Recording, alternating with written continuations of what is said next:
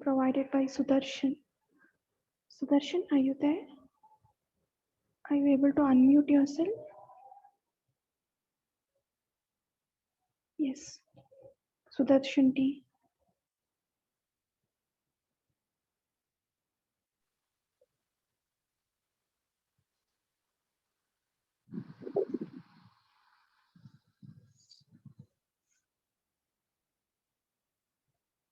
Sudarshan, you can now start.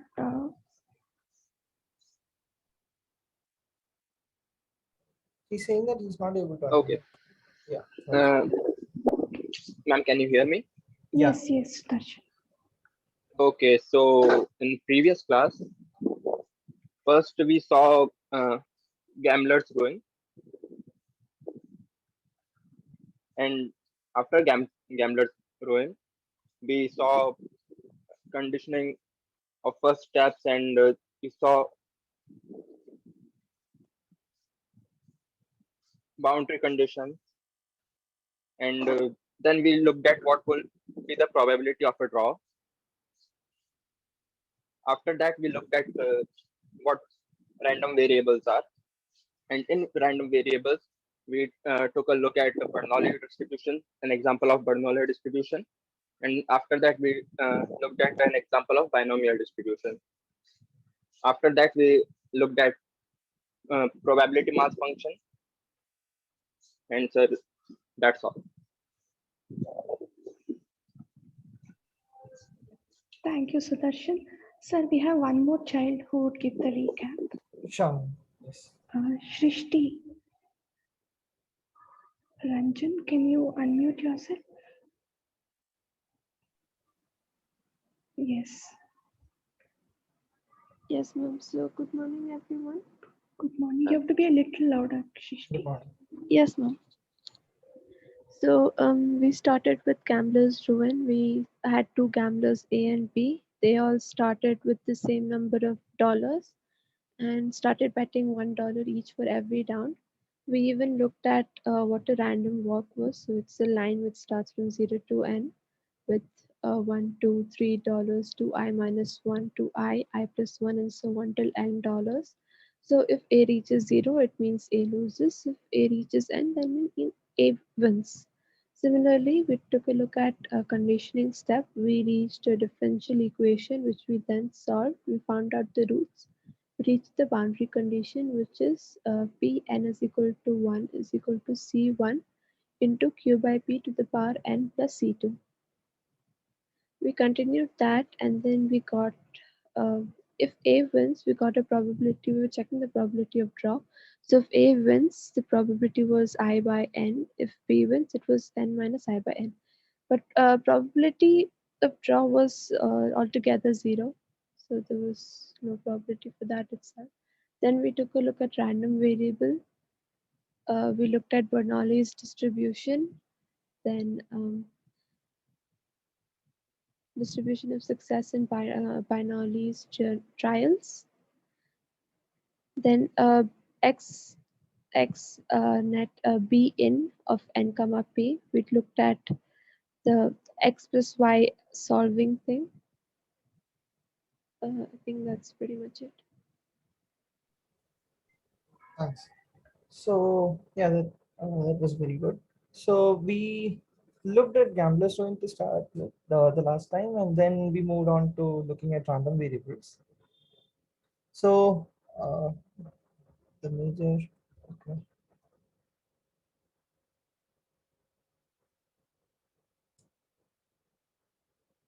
One second.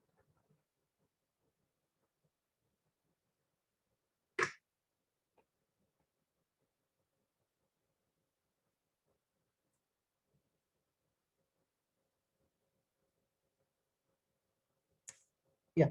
So to start with, let's just recap what random variables are once more. Am I audible to everyone? Yes, sir. All right. So we defined a random variable x to be a function from omega. Let's call it to R. So this just means that you pick a point from the sample space and then you map it to the real line. All right. So this is just a function which does that. And this was a special function in the sense that it takes only, events as the inputs. And I mean, there are more general conditions that random variables have to satisfy, but we are not going in depth into the details of which functions are random variables and which functions are not. So for now, let's just consider only cases where we can actually see the events and we can map these events to real numbers. And in the last time, we saw the random variables which were Bernoulli distributed. So this was the notation I used. So X is Bernoulli distributed with parameter P. And this just means, I mean, you can just think about it from the coin tossing perspective. So you toss a single coin, which lands on heads with probability P and on tails with probability 1 minus P. All right. And when you repeated this experiment n times, you got the binomial distribution. And we saw the PMF of binomial distribution, which looked like this.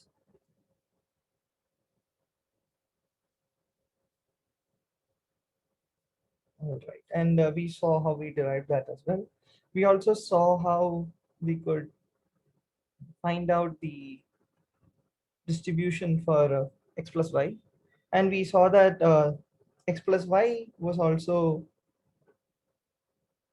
a binomial random variable with n plus m comma p, where m is the number of times. Okay, so y was a binomial random variable with parameters n comma p, and x was a random variable with binomial n comma p. So we saw this as well.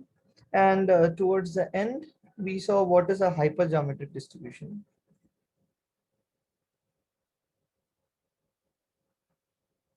This distribution actually depends on 3 parameters. Let's say W, B, and N. So the story to remember for hypergeometric distribution is as follows. So we have an urn with so many balls inside it. And we know that W of them are white balls and B of them are black balls. What you need to do is pick randomly from this urn n balls. So sample n balls. The question was, what is the distribution of say these n balls? So the concrete example we saw last time was to see the number of aces. So you were dealt a 5-card hand. And the question was to find the distribution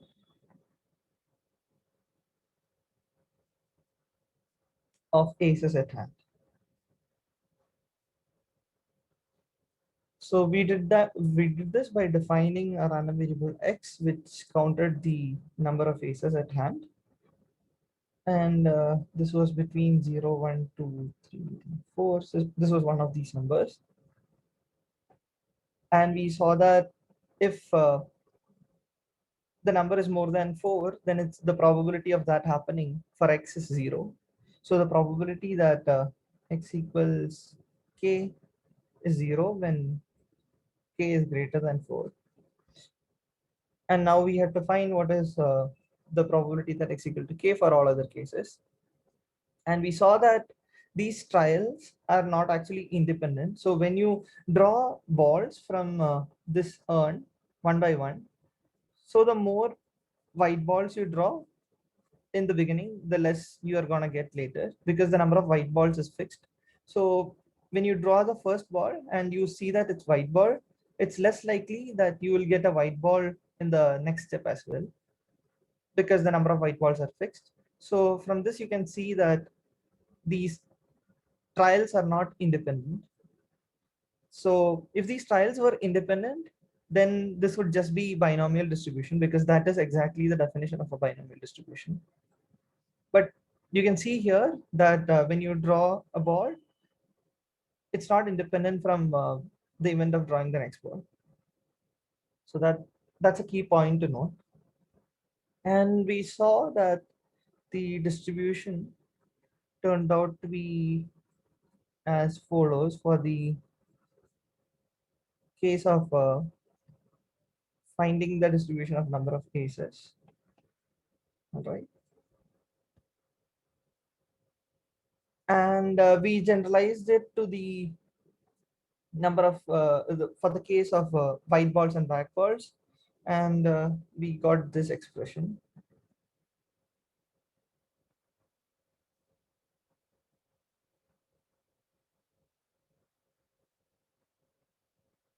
All right. And here k was between 0 and w, and was between p. All right. So we saw this as the hypergeometric distributions, PMF. So this is what we called as the PMF of a hypergeometric random variable. All right. And the key point here to note is that to understand the hypergeometric distribution, we were sampling without replacement from the urn. This just means that you did not put the ball back once you sampled it, like you had the ball with you. And this is how it is different from the binomial distribution, because for a binomial distribution, what you're doing is you're sampling with replacement. And this is because, and all these events are independent as well, like all these trials are independent as well. So these are two key things that you should note when you want to differentiate between a hypergeometric distribution and a binomial distribution. All right. But there's one thing that you can see. So say you had a large number of marbles to initially draw from. So say 1,000,000 marbles. That's a lot of marbles. And when you draw a ball from the urn, the first ball that you draw, say it turns out to be white, and you're sampling without replacement to start with, so you're not putting the white ball back in, and you have a lot of white balls left. So if that's the case, then it's equivalent to sampling with replacement, because it's very less likely, even with replacement, that you're going to draw the same ball again. So when you look at it from an asymptotic perspective, so when you have, say, a large number of balls, so what you can see is that the hypergeometric distribution converges to the binomial distribution.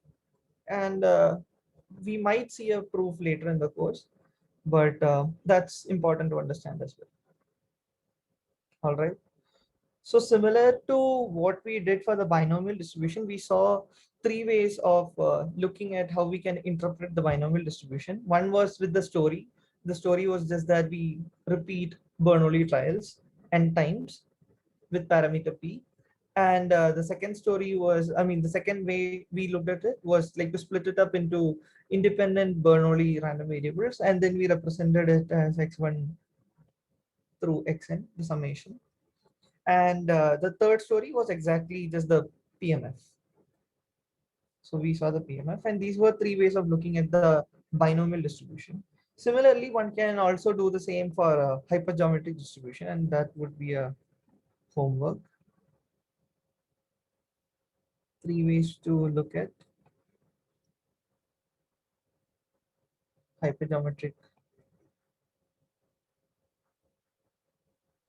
distribution. And I had given a previous homework, but just to restate it again, try to show that the PMF of binomial distribution is valid, which means that it sums up to 1.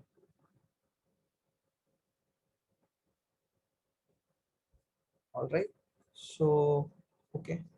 And now moving on, what we can go ahead to look at is, okay, let's just see why the hypergeometric Pmf is valid. So we haven't done that. So what we need to show is that probability x equal to k as k runs from say 0 to n turns out okay, not 0 to n here. So let's just look at this case. Let's just look at this case.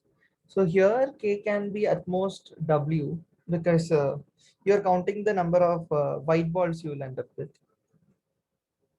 So here what you need to do is to show that this sums up to 1. All right. And now how do we do this? So you just have to plug in this.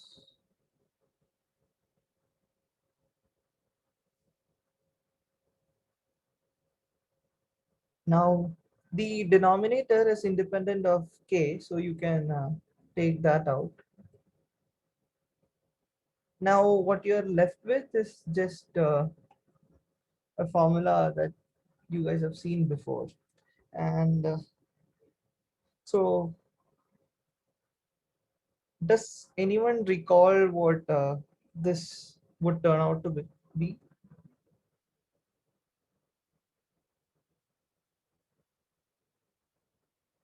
Can someone tell me what the summation would be? Children, can you just type something in the chat box to see if you're able to send messages to everyone? Because Sudarshan was made the co-host, so he was able to send messages.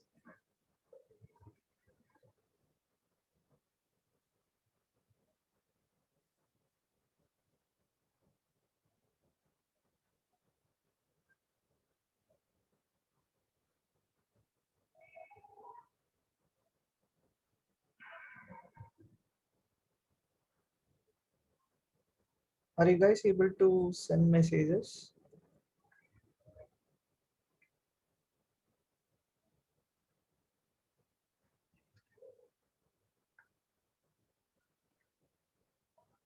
Devaki.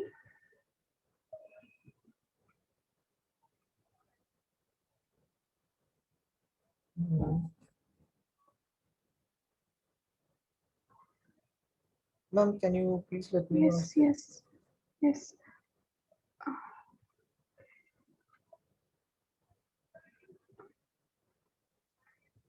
Is anybody here? Harinath, Janavi, Pranati.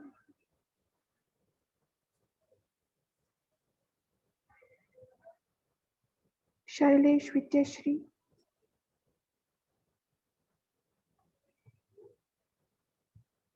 Yeah, so I think they are able to respond, right?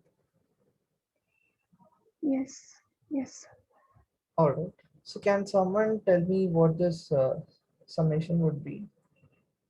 We had used the same identity in the last class to do the sum of x plus y. All right. So this was proven in one of the first few classes.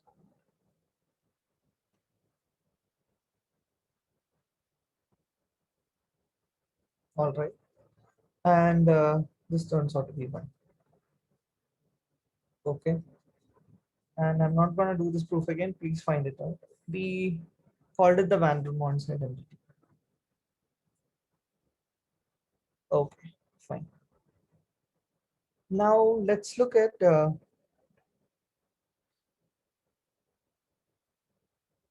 CDF of a random variable.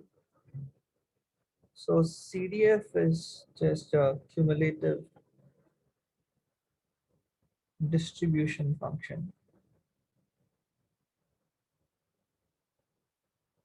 Okay, and this is just the probability that x is less than or equal to x. So the capital X is the random variable here, and the small x is the value that the random variable takes. All right, and this is well defined for any random variable. So we haven't seen the difference between discrete and continuous for random variables yet. So let's just focus on discrete random variables for now.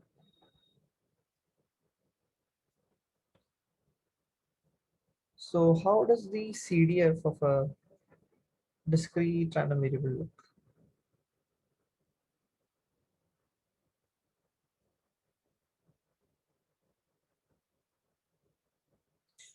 So let's say x is a positive random variable, which means that x takes value greater than or equal to 0 always. And this is the value that the random variable takes. And this is the CDF, okay, on the y-axis. So the x-axis is the values that the random variable takes, and y-axis is just the CDF, right? And CDF is just a real number. So we can see this as follows. So at 0, the probability that x equal to 0 is just, this is the jump in the CDF, and this jump is exactly the probability that x equal to 0. And the right hand side is an open dot, which means that this is not the value that, so x takes at 1, but this is the jump. All right. And let's say we have one more jump here.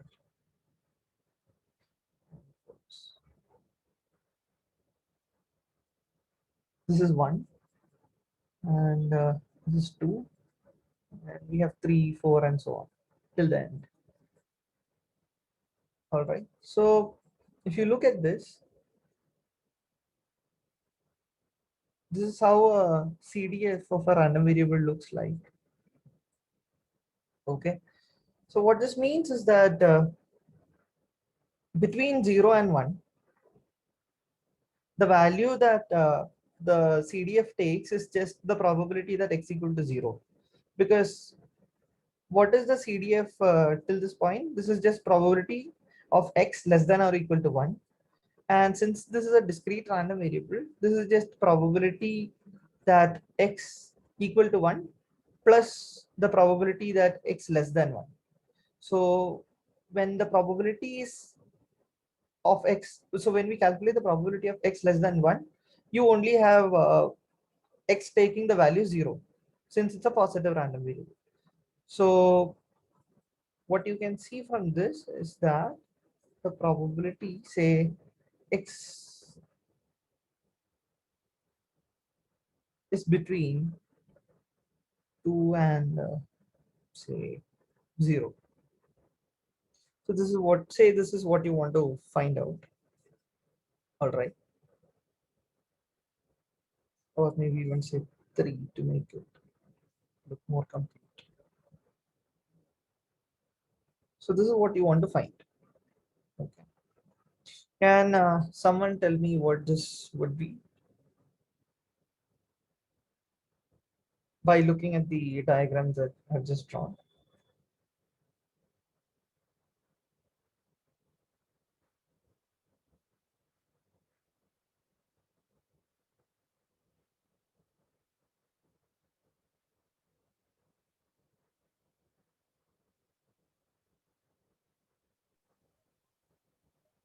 So what is the probability that x takes values between 0 and 3?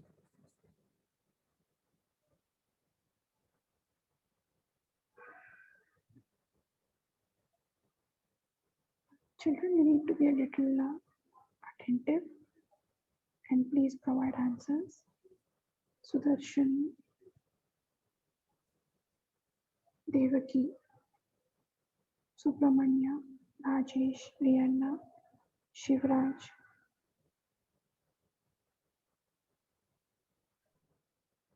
Okay, just the hint would be to think in terms of the probability that x is less than or equal to 3.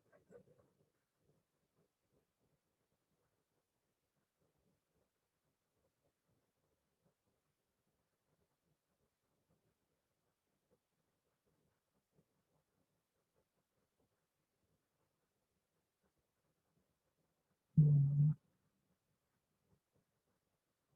Can someone please tell me?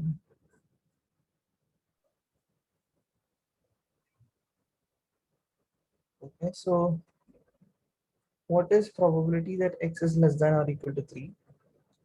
This is just say the probability that x is less than or equal to 1 plus the probability that x is between 1 and 3. Okay, so let's just make this one. Okay, so is this clear for everyone? How I wrote probability that x is less than or equal to 3. So what I'm trying to say is when x is less than or equal to 3, either it can be less than or equal to 1, and you add up the probability that x is between 1 and 3, which is what we want to find. So taking x less than or equal to 1 to the left hand side, what we see is that for the interval 1 to 3, where 1 is not included, this is pretty important, 1 is not included, that's why we can subtract x less than or equal to 1. All right, so this is the formula that you can see here. Fine. So to generalize this, what you can understand is to find the CDF, oh, sorry, I mean to find the probability that x is in an interval of the following form is just the difference between their CDFs at points B and A. And this can be written as f of B minus f of, and this is a very important identity. All right.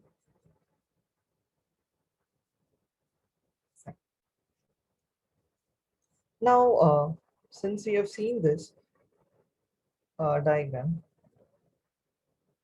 okay, just by looking at it, you can observe a few properties. So let's see what are the properties that CDF has to follow. So the first property that you can see is that it's a moving upwards ladder structure here. So in general, CDFs are non-decreasing. So why do I say non-decreasing? Because it is increasing at the points where there are jumps, and at other points, like it's just flat. So it has to be non-decreasing. The next point is that CDFs are right continuous. Okay, I'll explain this further, but let me just uh, oh, I didn't know the chat was busy. Thanks. So to just see why this is non-decreasing, you can just look at the diagram here. So this is flat here, this is increasing, flat, increasing, and then flat again. And do note that at 1, the CDF always flattens and then remains 1 after that. Is this clear? So I haven't explained what right continuous is, but I just want to know if everyone understood why this is non-decreasing. So as the value of small x increases, the probability that it is less than that value can only increase.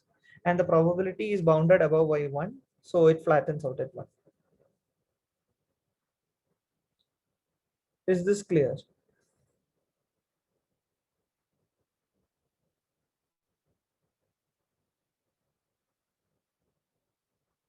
All right.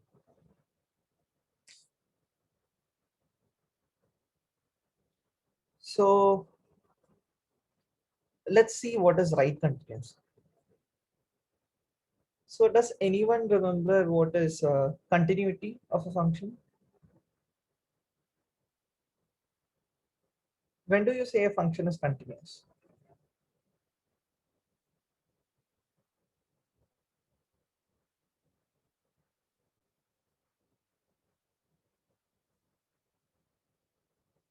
Okay, so a function is said to be continuous if simply this happens. And this looks, I mean, this is pretty much what we have seen in high school, which just means that if you're approaching A starting at a point X, then what you see is that when X converges to A, the value that the function takes is f of A. All right. So to intuitively understand this, you can just think that the function, which is continuous, has no jumps. All right. But the function that we have written here, the CDF of the discrete random variable, which we have drawn here, is not continuous because it has jumps at 1, 2, 0, and so on.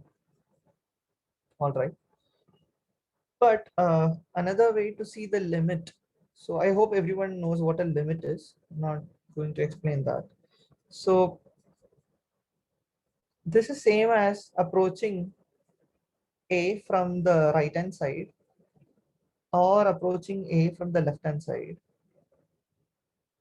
And you say that a limit exists when the right limit and the left limit both exist together. All right. So this is for continuous functions. Okay. Now, when you say that the function is right continuous, you only have to see when you are approaching a point from the right hand side. Okay, that's what it means. So when you approach a point, say A, from the right hand side of A, then it has to be equal to f of A. That's what it means. So that is the definition of right continuity.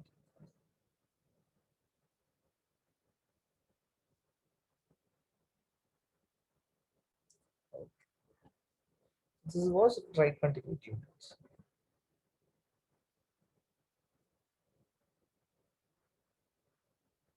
Now to understand this from the diagram, what you can see is if you look at this, say you start from a point slightly less than 1. When you move towards the right, I mean, look at 0, and when you are moving from the right of 0 towards 0, you can see that all of these points are 0.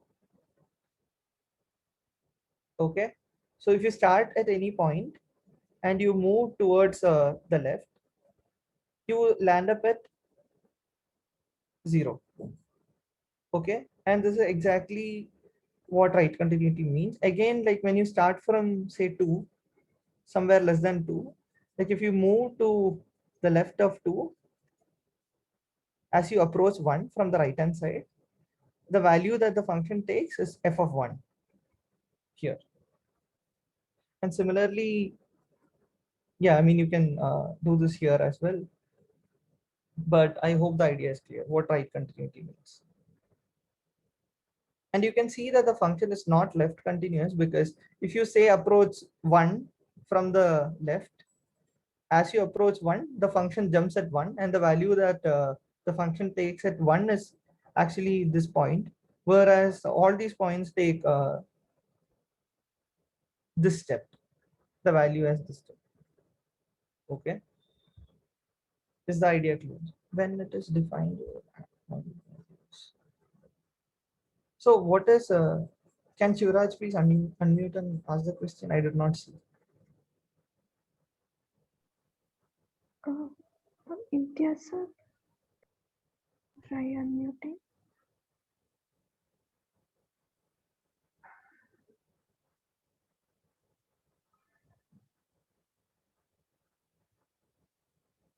Shivraj, are you able to unmute?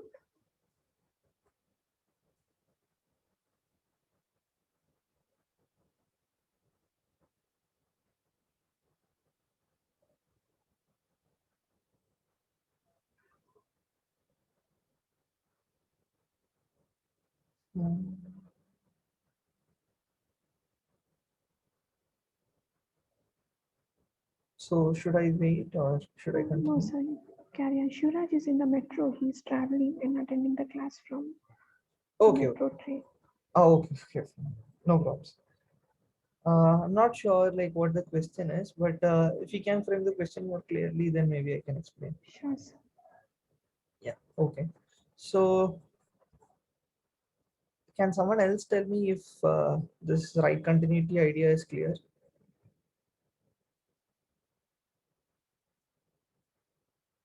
Okay. Can I see a few more yes or no's?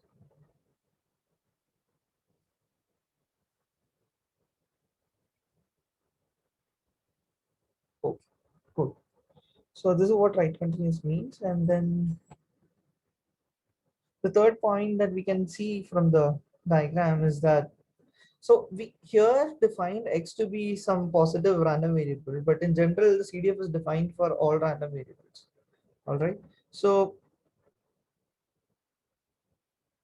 when x can actually be even negative infinity. The small x can even extend till negative infinity, and one can see or one can prove that the value of the CDF goes to 0 as x tends to minus infinity, and the value of the CDF goes to 1 as x tends to infinity. So the second fact should be pretty clear from the diagram, because after you reach 1 there is no moving above, because the probability is upper bounded by 1 by its definition. And to see why x is when the CDF approaches to 0 as x tends to minus infinity is basically just noting the fact that the definition of CDF is just probability that x less than or equal to x, and you can't move to the left side of minus infinity, and at minus infinity it has to take 0. But minus infinity is not a fixed quantity. This is just an intuitive argument. You can actually formally prove why the CDF goes to 0 as x tends to minus infinity. All right.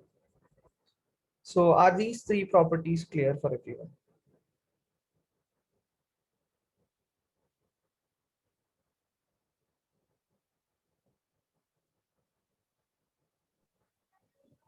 If you have any doubts, please clarify, because these three properties are very important to remember when you see CDFs.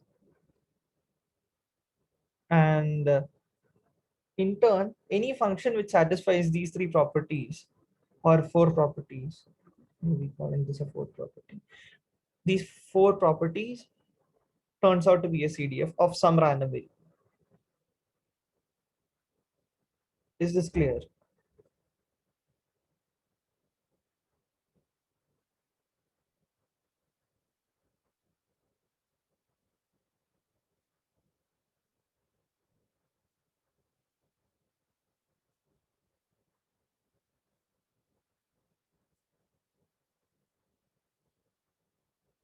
Or so now that we have seen the properties of CDFs, let's see another notion which we have often talked about, but we did not see it formally, which is the independence of random variables. But we did mention that this just follows from the independence of events, and that's what we are going to see here as well. So say x and y are two random variables, and these are said to be independent if the probability that x less than or equal to x and y less than or equal to y is same as the probability that x less than or equal to x times the probability that y less than or equal to y. Okay, this should be very intuitive, because say you are looking at the event where x takes values less than x and y takes values less than y. So the probabilities should multiply out, and this is similar to what we have seen with respect to the events. So when we had two events, say A and B, the probability that A and B happened was equal to the probability that A happened times the probability that B happened. All right. So this quantity is known as the joint CDF when you have when you're looking at multiple random variables together. So x and y here. And we'll see this later in the course in more detail. But for now, yeah, please do understand this definition. But for our purposes at this point, we only have to understand for the discrete random variable case. And this is easier than the above definition because we can use PMFs here. And we don't have to work with the CDF to understand the definition of independence. But the following definition, what I'm gonna write, won't work in the continuous case. Okay. So this is the definition for the independence of two random variables x and y when they are discrete. Okay, so one can actually show that the two definitions are equivalent, but it's slightly cumbersome. So for now, you can just take this as a definition and move ahead. All right, so this is also similar to what you can see with respect to events. The independence of events actually is what leads to the independence of random variables. Is this clear?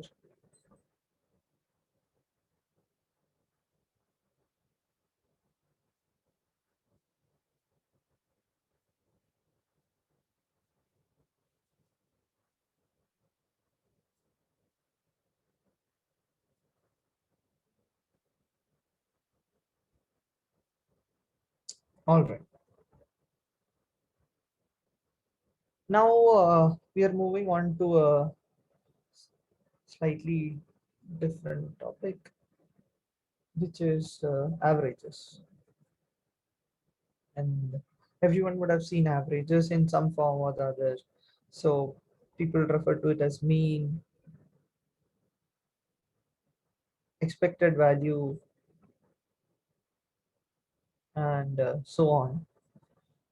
So to understand what is an average, it's just a one number summary. So it's just a number which gives you the summary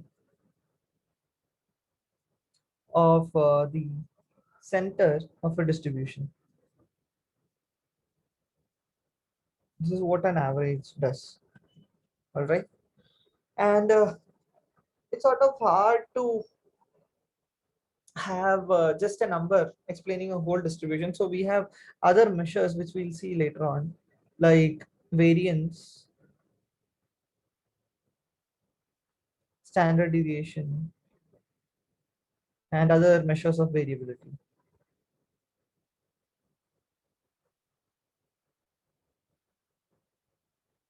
So we'll see these later. But for now, let's just stick with the average, just the normal average that we all have seen, which is just say we have 1, 2, 3, 4, 5, 6.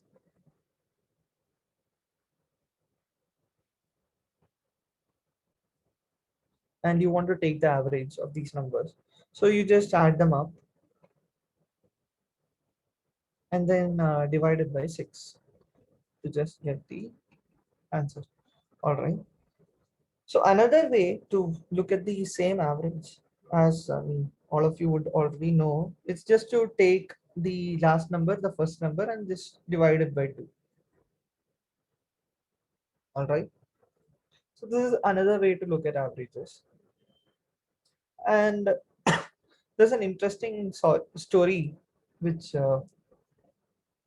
it resembles this approach. So it's just a deviation. So once the famous scientist Gauss was asked to add up numbers from 1 to 100.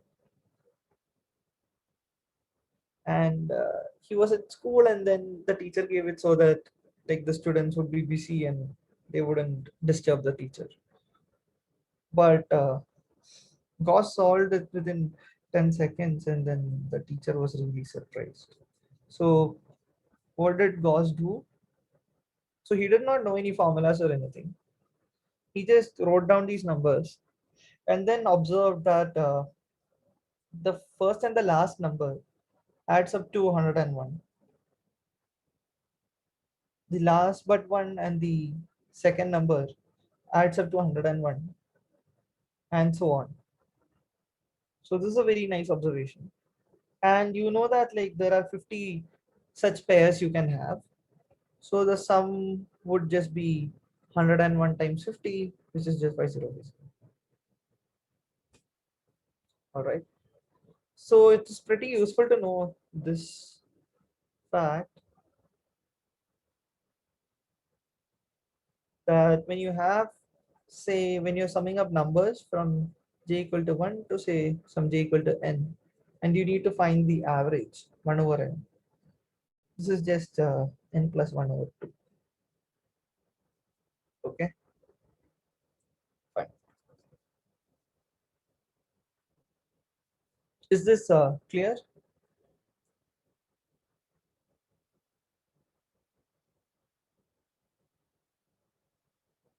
All right. Now suppose we have a repetition of numbers. Say we have say 2 4s, say two 4s, then 4 2s, and then say 5. All right. And we need to find the average. So the normal way of finding the average would be just to add up all these numbers and then divide it by 7, because there are 7 numbers. But the approach we would like to follow is the following, where we group 2's together, 4's together, and 5's together. So you can see that the cardinality of the set containing 2's is 4, and this set is similarly 2, and this set is 1. So the weight you can assign to each set is 4 by 7, 2 by 7, and 1 by 7. All right, based on their cardinalities. So now if you want to calculate the average, what you can do is like have a weighted average approach. So you multiply it by 2, multiply this by 4, and then multiply this by 5. And this will give you the average. So this is exactly the same calculation. So if you look at the numerator, it's just 4 into 2, which you would have added all these 4's up. If you look at the second numerator, it's just 4 into 2, which you have added these two 4's up. And then just the 5 into 1. But the idea where we got 4 by 7, 2 by 7, and 1 by 7 is different from the previous one. Is this clear?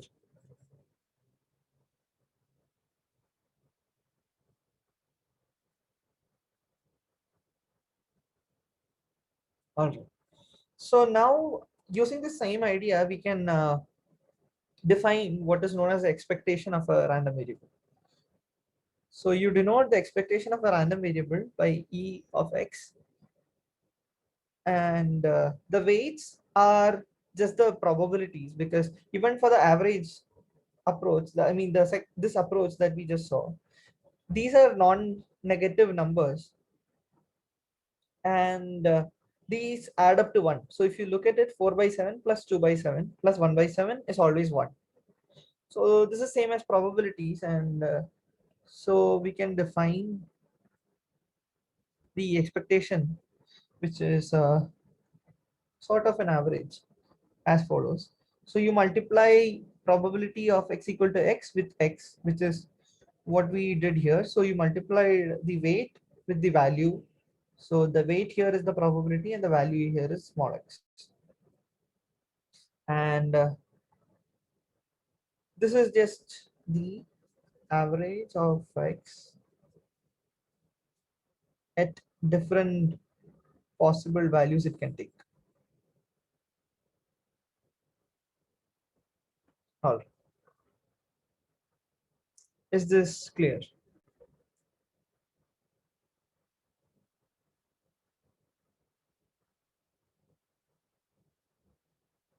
Okay. So now let's just see what is the expected value of the distributions that we have seen before. So say when we have x, which is a Bernoulli random variable with parameter p, and we need to calculate the expectation. How do we find it? Can someone calculate it for me based on the above formula and tell me the answer? What would E of x be?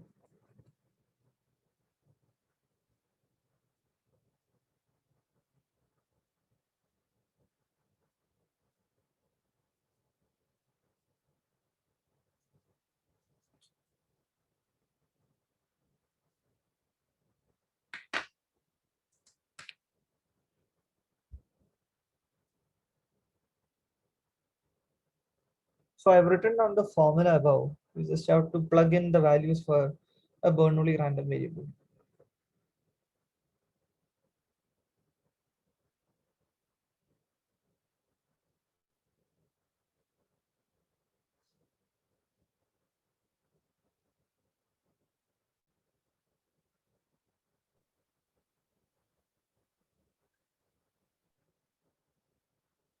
All right. So it's just what are the possible values that a Bernoulli random variable can take? It's just 0 and 1. So with value 1, the probability that we assign for a Bernoulli random variable is p. And for value 0, it's just 1 minus p. So it turns out to be p. So this is the expected value of a Bernoulli random variable. Now, another important consequence of this idea is this.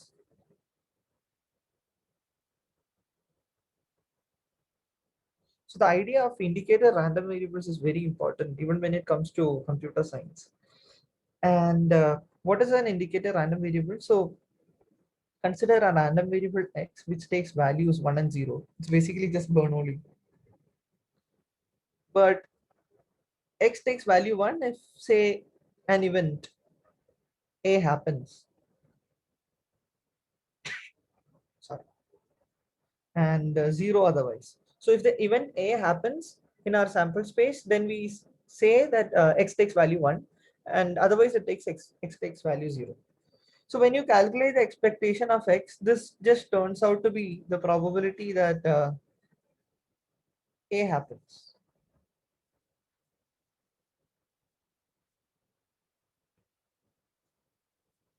All right. And we call it the fundamental bridge. Why? Because this is the expression that connects expectation with probability, and everything that we have defined about probability can be directly defined for expectation as well with this identity. So everything that we have done till now, the properties of, say, P of A and so on, could have actually been done in terms of the expectation, and we could have reached the same point.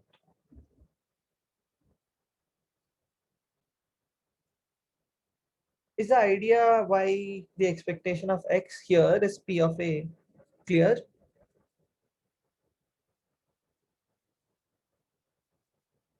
Do you guys understand why E of x is equal to P of A in this case? Children, did you understand?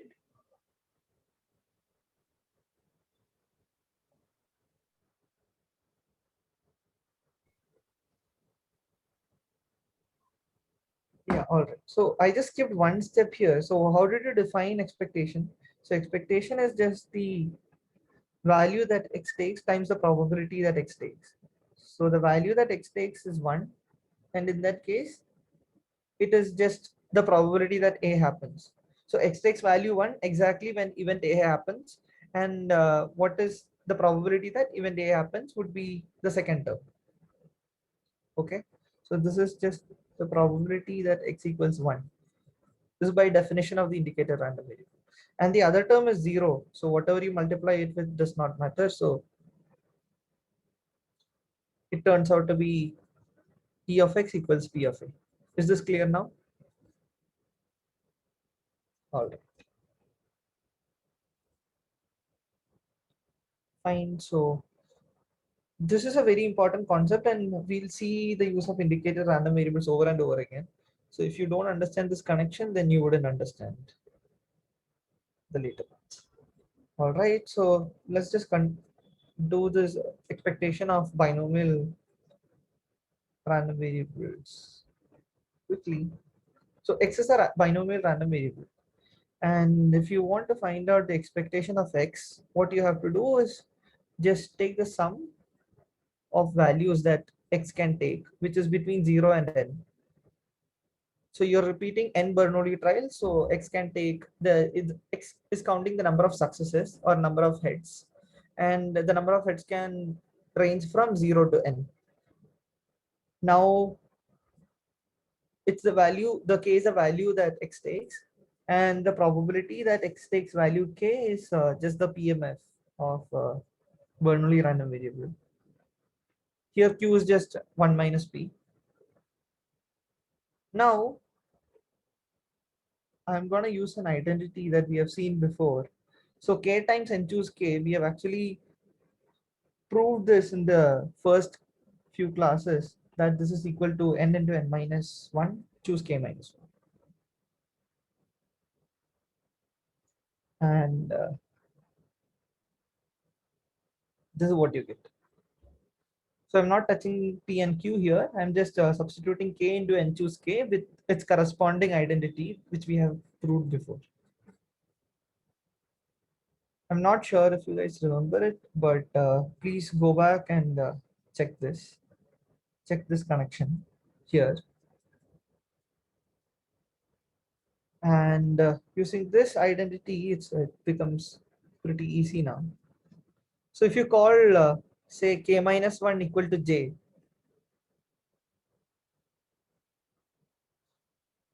okay.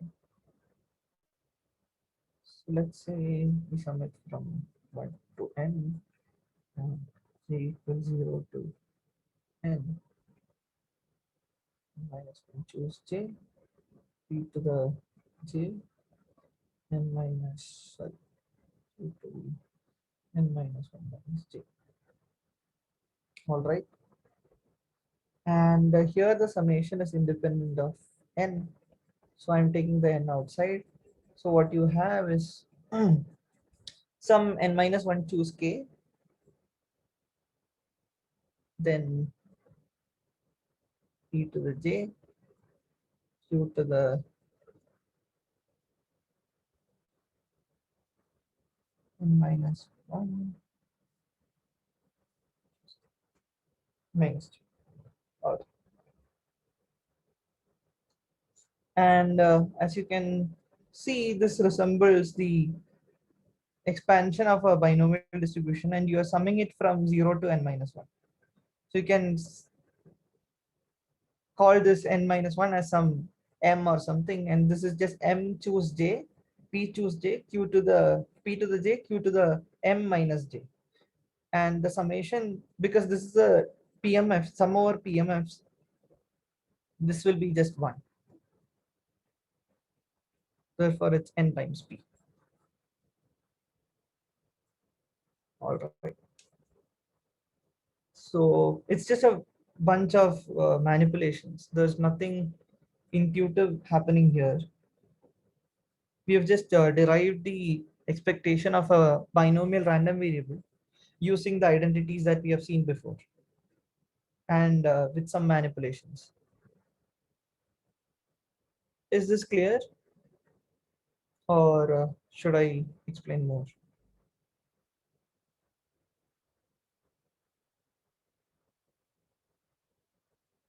So the red marker line, you guys have to verify, because we have already proved it in the first few classes. And then we just manipulated the summation. We did not do anything much here. All right.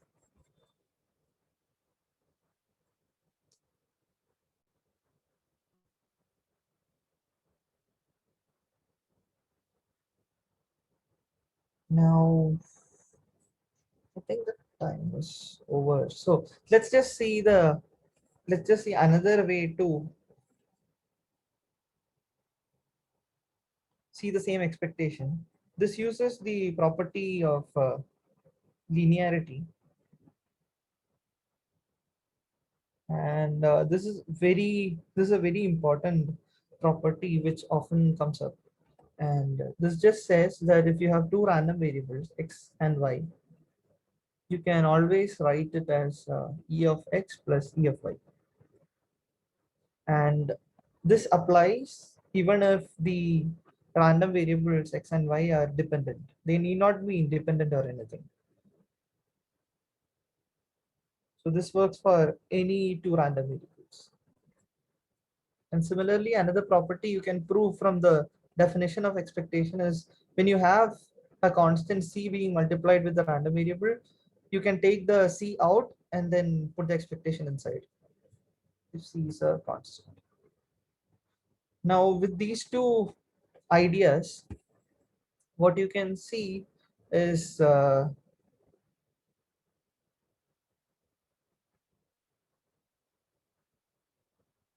the binomial expectation we saw with like this bunch of not intuitive calculations can just be done within one step. And what you have to use is just linearity of expectations. So here X is a binomial NP random variable. And can someone tell me what idea I have to use here to find the answer? So you guys already know the answer. And we have seen different ways of looking at the binomial random variable. So if you just tell me which way you have to look at the binomial random variable, then the answer is clear.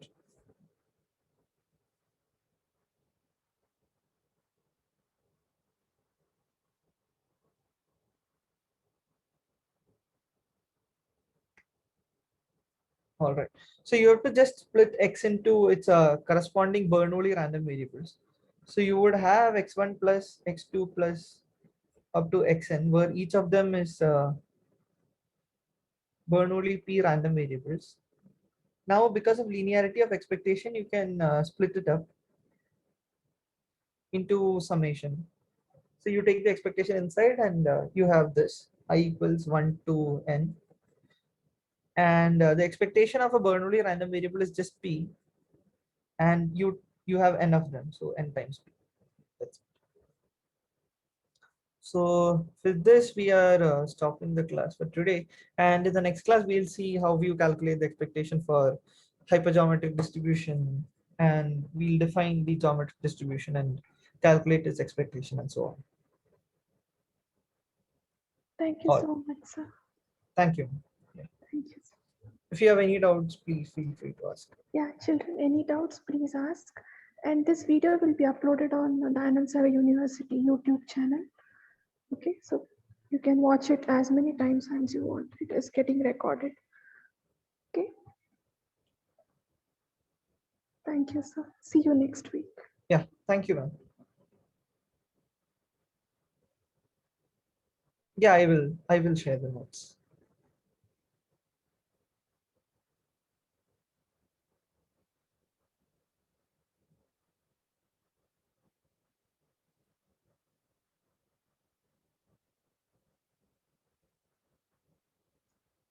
Okay. So any more doubts?